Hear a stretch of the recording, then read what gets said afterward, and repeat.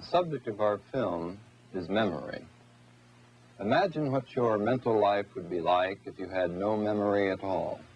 Mr. M., I'd like to introduce you today to Dr. Christopher Ryan. Doctor? This is Dr. Ryan. Dr. Ryan. This is, I think you know her, Kathy Montgomery. I do. Right. And you know me, I'm Nelson Butters, Dr. Nelson. I do, Doctor.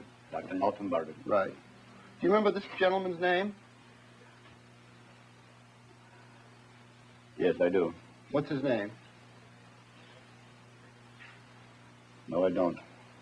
Uh-huh. If I gave you some clues, do you think you could figure it out? Yes, perhaps so. All right. His first name begins with a C. This patient has suffered brain damage that has destroyed his memory. Notice how he fails even the simplest memory test. None. None. Okay. His name is Dr. Christopher Ryan. Ryan. Right. Christopher Ryan. Christopher Ryan. Now, do you remember this lady's name? Yes, I do. What's her name? Her first name is Kathy. Mm-hmm. What's her last name? No, I'm afraid that's lost me, too. That's lost? Her name, my mind has slipped. I mean, her memory has slipped on that part. Okay. Her last name is Montgomery. Chris. Chris? Right. And how about Chris Ryan. Chris Ryan. And what's this lady's name? Kathy. And Kathy is right. And what's her last name? I just don't remember her last name. Kathy is what sounds better to me. Didn't I tell you what her last yes, name was? Yes, you just did, but my retention of memory is... Practice it. Say Kathy Montgomery. Kathy Montgomery. Okay. And Kathy Montgomery. Okay. And what about my name? Who am I?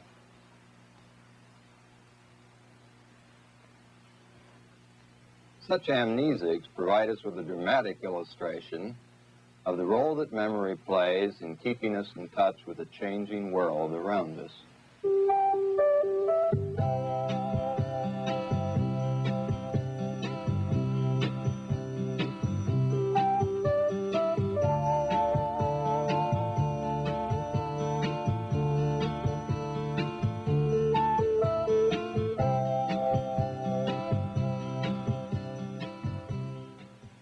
In understanding memory, the first important distinction is between short-term or immediate memory and long-term or more permanent memory.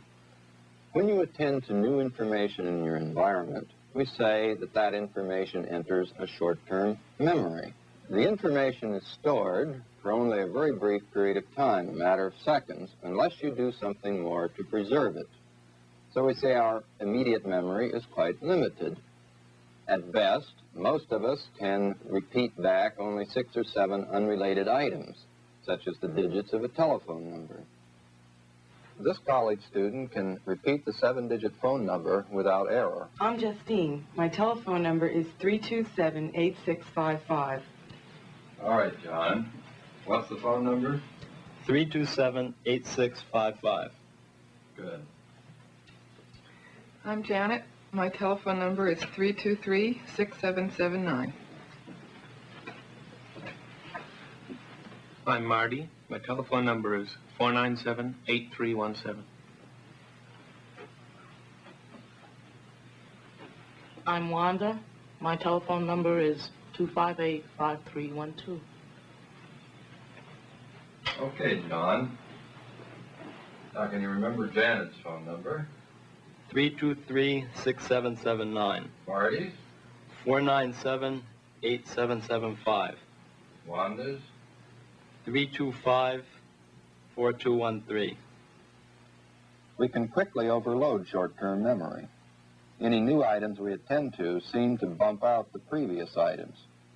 So items in short-term memory are in a very fragile state. In contrast, information in our long-term or permanent memory is already well learned and not so easily forgotten.